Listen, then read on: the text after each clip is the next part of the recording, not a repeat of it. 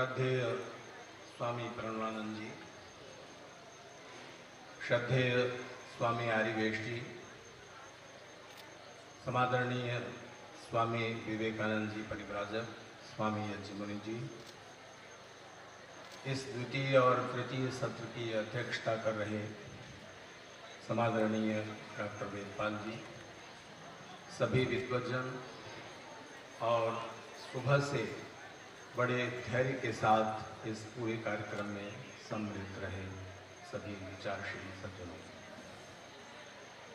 किसी भी समझने लायक विषय में जो थोड़ा सा गंभीर होता है, उसमें मन को एकाग्र रखने की क्षमता, कैपेसिटी बच्चों में 45 मिनट तक होती है। इसके बाद होते ही उनका धैर्य, उनकी एकाग्रता खत्म होने लगती है, तो उनका विषय बदल दिया जाता है। वो एक सब्जेक्ट छोड़ करके दूसरे सब्जेक्ट की क्लास में चले जाते हैं।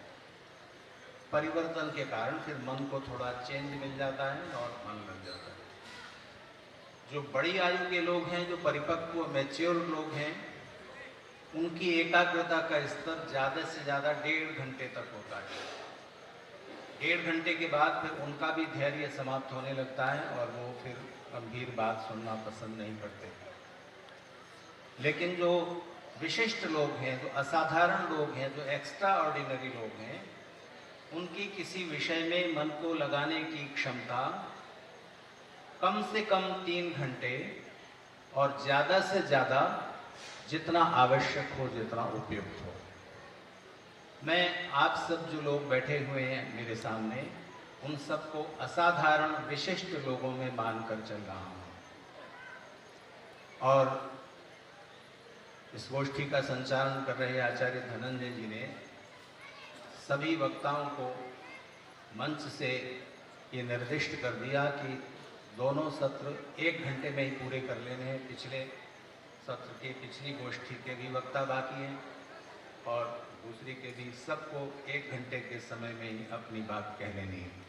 मुझे मालूम नहीं इतनी बात कहने में मेरा आधा समय बीत गया है या कुछ थोड़ा सा बचा है ज़्यादा।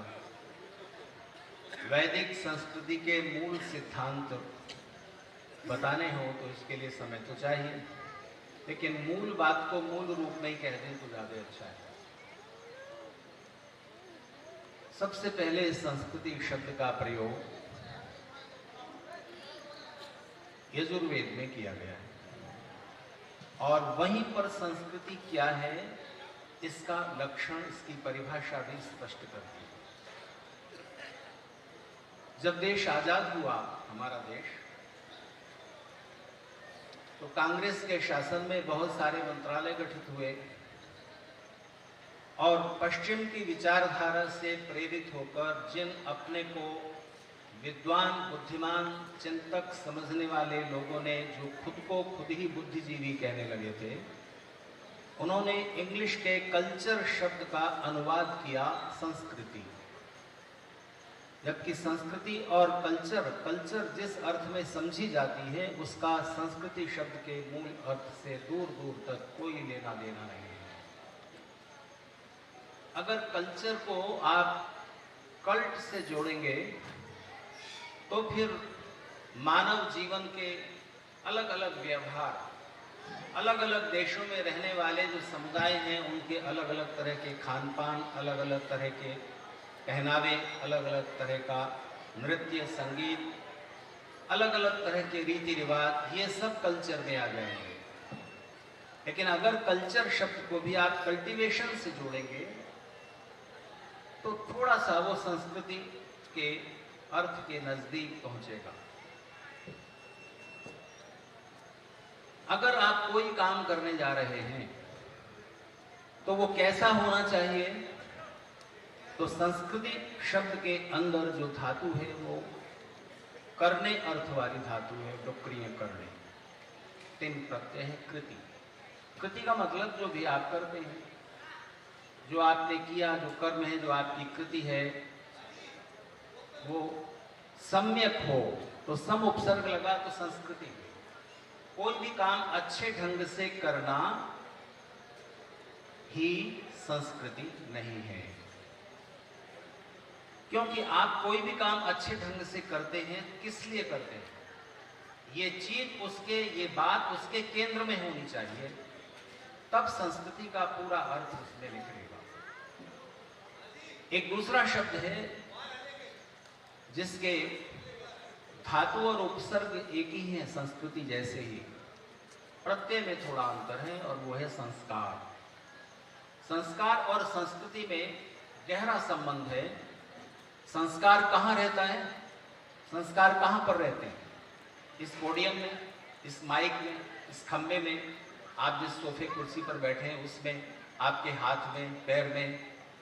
संस्कार का मतलब इंग्लिश में अगर ट्रांसलेट करें तो होगा इम्प्रेशन। किसी काम को बार बार करने से, किसी काम को बार बार करने से करते रहने से जो आदत बन जाती है, जो आपके चित्त पर संस्कार अंकित हो गए, जो प्रभाव अंकित हो गए, उनके आवेश में फिर आप वही काम करेंगे और फिर आपकी कृति वैसी हो जाएगी। वो दुष्कृति भी हो सकती है, संस्कृति भी हो सकती है। एक बार झूठ बोला, कुछ थोड़ा काम बन गया झूठ बोल के, इससे प्रेरित होकर के फिर दोबारा झूठ बोला, फिर तिबारा झूठ बोला, फिर बार बार झूठ बोला। अब ये आपके मन का संस्कार बन गया और फिर इसके प्रभाव में आप फिर से झूठ बोलेंगे। एक बार चोरी की, दोबारा की, 3 बार की, कुछ लाभ हुआ, कुछ मिल गया, और इसके बाद इसके संस्कार चित्त पर हो गए और इसके प्रभाव में फिर आप बार बार चोरी करेंगे। तो फिर संस्कार के प्रभाव से आपकी कृति होगी और उस कृति का प्रभाव फिर से संस्कार बन के आपके चित्त पर लौट आएगा। ये एक साइकिल है, एक चक्र है। इसको आप दुष्चक्र बनाते हैं या इसको ठीक दिशा में ले जाते हैं, ये आप पर है। तो हमारे मन में अच्छी भावनाएं और बुरी भावनाएं दोनों रहती हैं और दोनों का होना जरूरी है। अगर मान लीजिए कई लोग ये प्रश्न करते हैं कि मनुष्य के मन में परमेश्वर ने अच्छे ही अच्छे संस्कार डाले होते, तो संस्कारों को दग्ध बीज करने के लिए इतनी तपस्या करो फिर बाद में मोक्ष पाओ, ये सब झंझट नहीं होता। हमारे मन में अच्छी भावनाएं ही होती, अच्छे संस्कार ही होते, बुरी भावनाएं, बुरे संस्कार होते ही नहीं। हमें दुख भोगना पड़ता है इसलिए क्योंकि हमने जो पहले बुरे काम कर दिए उनकी वजह से हम दुख भोगते हैं। बुरे काम क्यों किए? क्योंकि मन में बुरी भावनाएं थी। तो परमेश्वर ने हमारे मन में बुरी भावनाएं ही ना डाली होती, हमारे मन की डिजाइन ऐसी होती कि उसमें अच्छी अच्छी भावनाएं ही होती, अच्छे अच्छे संस्कार ही होते, तो सबकी कृति अच्छी अच्छी होती, सबके कर्म अच्छे ही अच्छे होते और उसका परिणाम सुख ही सुख होता, संसार में सुख ही सुख होता। परमेश्वर ने ऐसा क्यों नहीं किया? इसके 2 उत्तर हैं। एक, पहली बात, हमारे मन के जो संस्कार हैं वो हमारे बनाए हुए हैं। जैसा जैसा हम करते गए बार बार, जैसा जैसा हम पढ़ते गए बार बार, जैसा जैसा हम सोचते गए बार बार, वैसे हमारे मन की डिजाइन बनती गई और फिर उसके प्रभाव में हम वैसे ही वैसे काम करने लगे। तो परमेश्वर का तो मन बनाकर दे देना काम है। शरीर जैसे परमेश्वर ने दिया है हमें, पर जैसा शरीर हमें मिला, किसी को ज्यादा शक्तिशाली, किसी को कम शक्तिशाली, उसके पीछे कारण क्या है? परमेश्वर ने मनमर्जी से तो नहीं दे दिया ना, हमारे जैसे कर्मफल पुरुषार्थ था उसके अनुसार मिला है। यही बात अंतःकरण की भी है। बाहरी करण, हाथ पैर इत्यादि, और अंतःकरण, बुद्धि मन इत्यादि, ये सब जैसा हमारा कर्मफल था उसी के आधार पर मिले। पहली बात तो ये हुई। दूसरी बात ये है कि अगर बुरी भावनाएं न हो हमारे मन में, काम क्रोध लोभ मोह अहंकार ईर्ष्या इत्यादि न हो, तो सोचिए जीवन कैसा होगा। फिर हम नहीं होंगे, हम एक रोबोट होंगे। जैसे रोबोट कैसे चलता है? उधर ही चलेगा जैसा उसे फीड कर दिया गया है, जैसा उसकी मेमोरी में भर दिया गया है वैसा ही करेगा, उससे विरुद्ध नहीं कर सकता। आत्मा के होने का अर्थ है कि करना न करना, उल्टे ढंग से करना, ये तीनों रास्ते जहां खुले हुए हो, ये तीनों तरह की फ्रीडम जहां हो, करो नहीं करो, उल्टे ढंग से करो। जहां ये आजादी है वहीं आत्म तत्व है। आत्मा के कहीं होने की पहचान 7 हैं, उनमें से एक महत्वपूर्ण पहचान ये है। इस माइक को नहीं पता कि ये क्या कर रहा है, इस पोडियम को नहीं पता कि क्या कर रहा है, हमें आपको मालूम है। तो आत्मा का अर्थ होता है मैं। तो जहां मैं का एहसास है वहां पर आत्मा है। जहां करने न करने, उल्टे ढंग से करने की फ्रीडम है, वहां पर आत्मा है। अभी परसों की खबर है, दैनिक हिंदुस्तान में छपी है, और वो खबर ये है कि आर्टिफिशियल इंटेलिजेंस, जिसकी बड़ी चर्चा आजकल हो रही है, आप में से बहुत लोग भी उसको जानते होंगे, ज्यादा नहीं, थोड़ा तो सुना होगा। तो आर्टिफिशियल इंटेलिजेंस, जैसे मनुष्य के पास एक बुद्धि है, तो वैज्ञानिकों ने एक कृत्रिम बुद्धि बना ली है, नकली बुद्धि, जो कि रोबोट में, कंप्यूटर में डाली जा सकती है, और वह आपके मस्तिष्क के द्वारा किए जाने वाले हजारों काम कर देगा, पर उसे ये नहीं मालूम कि ये मैं कर रहा हूं। कंप्यूटर वही बताएगा जो उसमें फीड कर दिया गया है। एक उदाहरण, अगर आप मुझसे अभी पूछें कि यजुर्वेद के जिस मंत्र में संस्कृति शब्द है वो मंत्र पूरा सुनाओ और उसका अर्थ बताओ, तो अभी मुझे याद नहीं आ रहा। क्या अर्थ है? ऋषि का भाष्य देखेंगे तो अर्थ स्पष्ट होगा। गीता के 3 अध्याय के 5वें श्लोक का क्या मतलब है? मैं कहूंगा भी थोड़ी बहुत संस्कृत जानते हैं, गीता सामने लाओ, कुछ पढ़ेंगे, देखेंगे उसका क्या अर्थ निकलता है। पर कंप्यूटर को ऑन कीजिए, इंटरनेट से जोड़िए और उस साइट पर जाइए जहां एंशिएंट चीजें, प्राचीन ज्ञान विज्ञान की सामग्री भरी हुई है। तो कंप्यूटर आपको 3 मिनट में बताएगा कि यजुर्वेद के जिस मंत्र में संस्कृति शब्द है वो पूरा मंत्र क्या है। चैट जीपीटी बता देगा, ज्यादा से ज्यादा करो तो आर्टिफिशियल इंटेलिजेंस। और उस मंत्र पर सायणाचार्य ने क्या अर्थ किया है, महीधर ने क्या किया है, ऋषि दयानंद ने क्या किया है, मैकडोनल्ड ने, ग्रिफिथ ने की, बहुत सारे भाष्यकार, सबका वो सामने रख देगा। गीता के 5वें अध्याय के 3 श्लोक पर डॉक्टर राधाकृष्णन क्या कहते हैं, लोकमान्य तिलक क्या कहते हैं, संपूर्णानंद जी क्या कहते हैं, स्वामी चिन्मयानंद क्या कहते हैं, सब आपके सामने रख देगा। पर कंप्यूटर ये डिसाइड नहीं कर सकता कि इनमें से किसकी व्याख्या ज्यादा ठीक है। ये जो कर सकता है वो चीज आर्टिफिशियल इंटेलिजेंस में नहीं डाली जा सकती। तो वैज्ञानिक चकित हो गए कि कुछ रोबोट आप जानते हैं ना, इंसान की तरह का ढांचा, और वो चलता फिरता आपके सब काम कर देता है। उन रोबोट ने आपस में बात करने की अपनी एक कोड वर्ड की लैंग्वेज डेवलप कर ली, एक भाषा विकसित कर ली। तो वैज्ञानिक चिंतित हो गए। मुझसे किन्हीं सज्जन ने उस खबर दिखाई और कहा कि अब आत्मा कुछ नहीं है जी, थोड़े दिनों में ये सब खत्म हो जाएगा। तो जब आत्मा ही नहीं तो संस्कृति किसकी और दुष्कृति किसकी? रोबोट ने चोरी कर ली तो आप उसे सजा दोगे क्या? उसने अपनी इच्छा से थोड़ी की है। मैंने उन्हें कहा कि ये चीज आप रोबोट में डाल सकते हो, तो मैंने उन्हें एक एग्जाम्पल दिया। ब्रिटेन के एक बड़े प्रसिद्ध वैज्ञानिक थे, उनका नाम था लॉर्ड केल्विन, नोबेल प्राइज उनको दिया गया था विज्ञान की किसी खोज के लिए। तो लॉर्ड केल्विन ने उस समय, अब से 30-40 साल पहले एक बात कही थी। केल्विन ने कहा था कि आने वाले समय में हम ऐसी मशीन बना लेंगे जो मशीन शतरंज के खेल में आदमी के दिमाग को हरा देगी।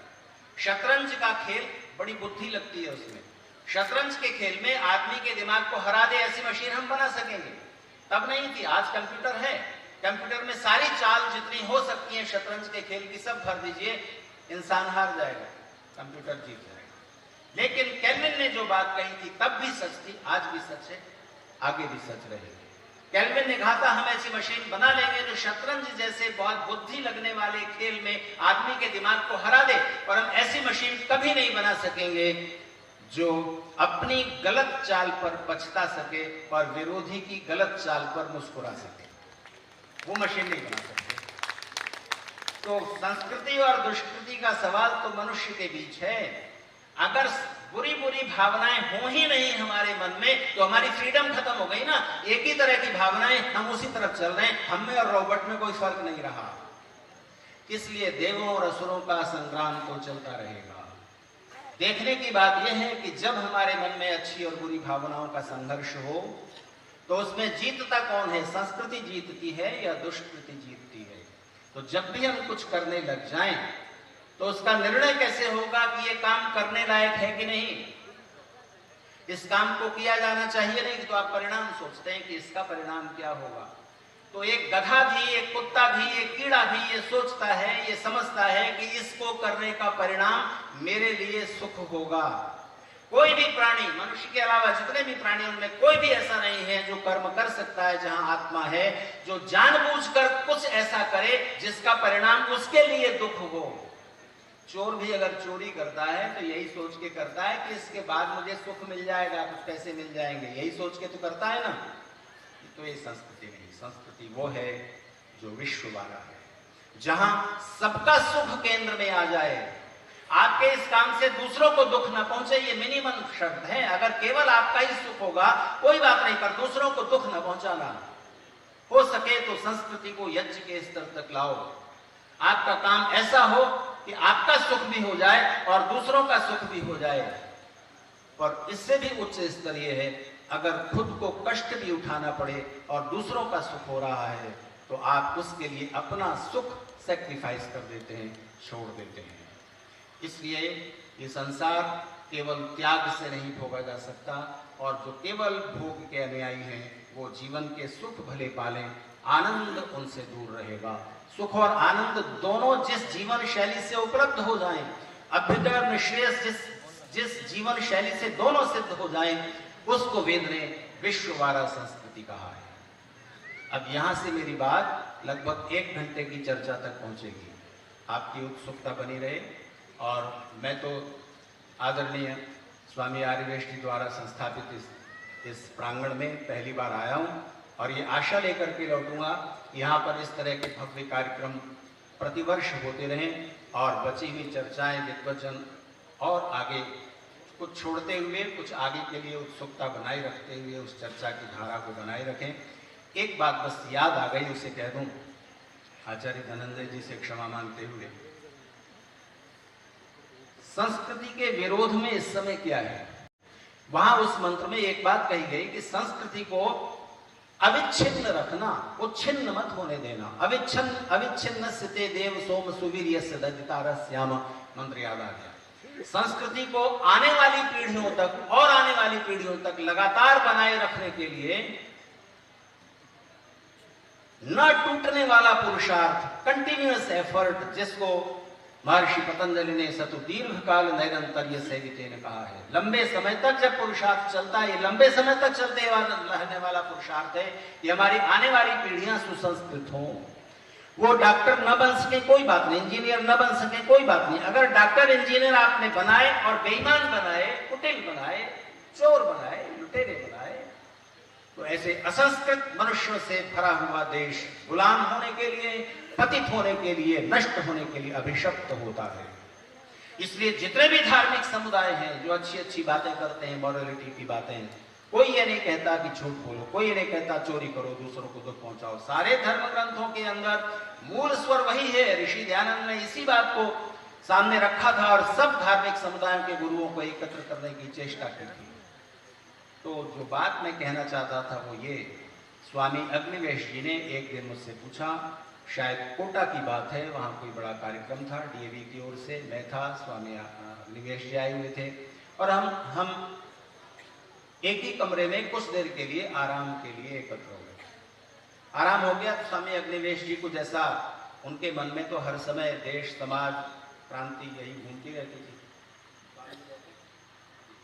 तो स्वामी अग्निवेश जी ने कहा कि ऐसा कोई एक पॉइंट बताओ जिस पर हम, जैसे ऋषि दयानंद ने चाहा था कि सारे धर्म गुरुओं को एक मंच पर लाया जाए, 2 बार उन्होंने कोशिश की, लेकिन उनका उद्देश्य दूसरा था, और उस उद्देश्य को, उन धर्म गुरुओं के स्वार्थ टूटते हैं उस उद्देश्य की वजह से, इसलिए वो एकत्र नहीं हुए, ऋषि की बात उन्होंने नहीं मानी। आज के समय में क्या कोई ऐसा मुद्दा हो सकता है जिस पर हम सारे धर्म गुरुओं को एक मंच पर ला सकें? तो मैंने कहा, स्वामी जी, आप समाज के बारे में जितना सोचते हैं, मेरा उतना चिंतन तो नहीं है, लेकिन मेरे मन में एक छोटी बात आती है कि इस समय पूरी नई पीढ़ी के सामने जितने धर्मगुरु हैं उन सबके सामने एक चुनौती है, और सबकी सम्मिलित चुनौती है, और अगर वो चीज बढ़ती रही तो सारे धर्मगुरुओं के सारे प्रलाप, सारे लंबे लंबे व्याख्यान, सारे महासम्मेलन एकदम जीरो हो जाएंगे, उनका कोई रिजल्ट नहीं होगा उस एक चीज के चलते। उसका विरोध सब धर्मगुरुओं को मिलकर करना चाहिए, और वो है मनोरंजन में बढ़ती हुई अश्लीलता। जब मन को आदत पड़ जाती है ना मनोरंजन की, और उसके बाद अश्लील मनोरंजन की, तब फिर उसको बुद्धि की बात समझ नहीं आती, नैतिकता की बातें समझ नहीं आती। उसके मन की डिजाइन ही ऐसी हो जाती है कि फिर उन संस्कारों को दग्ध बीज करने के लिए अनंत जन्म भी नाकाफी होंगे। इसलिए सबसे बड़ी चुनौती है अश्लीलता के विरुद्ध सारे धर्मगुरु, क्योंकि सबकी साझा चुनौती है। अमेरिका जाइए, यूरोप जाइए, चर्च खाली पड़े हैं, नौजवान नहीं आते, सबके हाथ में मोबाइल है। आपके यहां भी नहीं आते, सबके हाथ में मोबाइल है। और मोबाइल पे क्या है, मोबाइल पे अच्छी बातें भी हैं। हमारे अपने आप आचार्य विष्णुदत्त जी वेदार्थी के तो रोज एक प्रवचन में सुन लेता हूं यूट्यूब पर, अच्छी बातें भी भरी हुई हैं। लेकिन जिसको मनोरंजन की लत लग गई, अश्लीलता की लत लग गई, वो तो वही यूट्यूब का वही वीडियो खोलेगा ना जो उसको चाहिए, कभी नहीं वो सुनेगा विष्णुमित्र जी को। तो ये स्थिति है। तो आज सारे धर्मगुरुओं के सामने चुनौती है। स्वामी अग्निवेश जी को ये बात बहुत पसंद आई, उन्होंने कहा कि हाँ, इस मुद्दे पर काम करना चाहिए। लेकिन तब शायद नियति मुस्कुरा रही होगी। स्वामी जी और दूसरे कार्यों में लग गए, और फिर उसके बाद लगभग 20 वर्ष का समय बीत गया। और स्वामी जी फोन करते थे, कभी तो कहते थे कि आप दिल्ली आ जाओ, बेटा छोड़ दो, दिल्ली आ जाओ, मेरे साथ बैठो, तो जरूर इस कार्यक्रम को आगे बढ़ाते हैं। लेकिन न नौमन तेल जुटा और न आगे की घटना घट पाई। तो अभी अपनी बात को समेटूंगा। उस विश्ववारा संस्कृति को हम आने वाली पीढ़ियों तक पहुंचा सके, ऐसा संकल्प अभी भी हमारे मन में है। हमारा आपका काम स्वामी आर्यवेश जी द्वारा किया गया सम्मेलन, सच पूछे तो आज की परिस्थिति में आंधी और तूफान में एक दीपक जलाने जैसा पुरुषार्थ है, जो हम सबके जितनी भी हमारी शक्ति बची है उसको समेटने से होगा। अलग अलग बिखरे हुए दीपक अंधेरे को नहीं हरा पाते, थोड़े से दायरे में रोशनी फैलाते वहीं गुम हो जाती है। दीपक जब जुड़ते हैं, एक साथ रख दिए जाते हैं पंक्ति में, तब दीपावली बनती है और सूर्य का अभाव नहीं खलता, अंधेरे को हार न पड़ता है। आज ऋषि ज्ञान नहीं है, ऋषियों का युग नहीं है, लेकिन कम से कम विद्वान तो अभी भी है। और मैं आज इस मन से कहना चाहता हूं, अभी भी वेदों को, शास्त्रों को सही परिप्रेक्ष्य में ठीक केंद्र में रखकर विश्ववारा संस्कृति के अनुसार चिंतन करने वाले विद्वान अगर हैं तो केवल आर्य समाज के पास हैं। विद्वान तो दूसरी जगह भी हैं, पौराणिक जगत में भी हैं, जो आपको सनातनी कहते हैं, और सनातन शब्द का अर्थ समझते हुए भी न समझकर किस मुंह से सनातनी कह रहे हैं। उनके पास वैदुष्य है, लेकिन पूरी मनुष्यता किस तरह उस वैदिक संस्कृति से परिचित हो सके, इस बारे में एक क्षण भी कभी उनके मन में न इच्छा जागती है, न उत्साह। अगर जागती तो वो आर्य समाज के साथ मिलकर पुरुषार्थ करते हैं। पता नहीं, आर्य समाज को तो वो मुसलमानों से ज्यादा अपना शत्रु समझते हैं। खैर, आप जो लोग यहाँ उपस्थित हैं, मैं अनुमान करता हूँ, मुझे लोगों ने बताया कि स्वामी रामदेव जी जब यहाँ आए तो अपार भीड़ थी, और जैसे रानी मक्खी चली जाती है तो बाकी मक्खियां उसके साथ उड़ के चली जाती हैं। लेकिन जो वास्तव में जिन्हें फूल में छिपे हुए पराग को लेने की अभिलाषा है, वो तो हर फूल पर जाएंगे और देर तक बैठे रहेंगे। मैं उन्हीं के साथ आपकी तुलना करता हूँ। बड़ी देर से आप बैठे और विद्वानों की बातों को सुना। मैं तो विद्वानों की श्रृंखला के बीच में एक थोड़ा सा ऐसे ही आपका कुछ ध्यान उनकी ओर आकृष्ट करने के लिए और आपको ये एहसास दिलाने के लिए कि आप लोग असाधारण लोग हैं। 3 घंटे से ज़्यादा भी आपकी एकाग्रता होनी चाहिए। अभी और भी बातें आप सुनेंगे। इन्हीं शब्दों के साथ आप सबका आभार प्रकट करते हुए और स्वामी आर्यवेश जी के प्रति बहुत आदर व्यक्त करते हुए मैं